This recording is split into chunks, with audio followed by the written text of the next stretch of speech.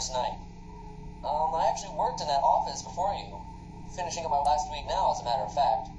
So I know it can be a bit overwhelming, but I'm here to tell you there's nothing to worry about. You'll do fine. So let's just focus on getting you through your first week.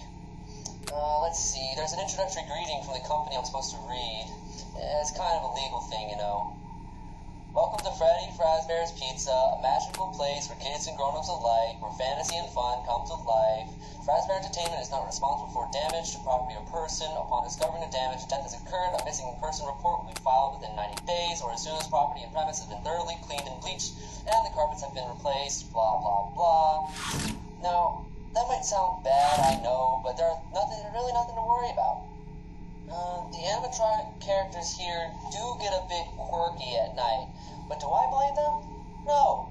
If I were forced to sing those same stupid songs for 20 years and I never got a bath, I would probably be a little bit irritable at night too. So remember, these characters hold a special place in the hearts of children, and we need to show them a little respect, right? Okay. So just be aware, the characters do tend to wander a bit. It's like some kind of free roaming mode. Something about their servos locking up, and they get turned off for too long. They used to be able to walk around during the day too, but there was this bite of 87. Yeah, it's amazing the human body can live without the frontal lobe.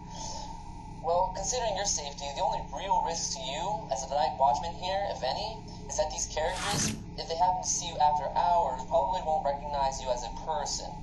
They'll most likely see you as a metal endoskeleton without its costume on. Now, since that's against the rules here at Freddy Fazbear's Pizza, they'll probably try to forcefully stuff you inside of Freddy Fazbear's suit.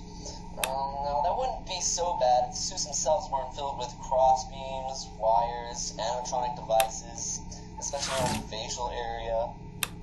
So you can imagine having your head forcefully pressed inside one of those would cause a bit of discomfort and death.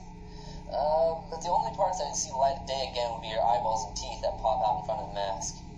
Yeah, they don't tell you these things when you first sign up. But hey, your first week should be a breeze. I'll chat with you tomorrow. Check the cameras, and remember to close the door only when it's absolutely necessary. You have to conserve power. Alright, good night.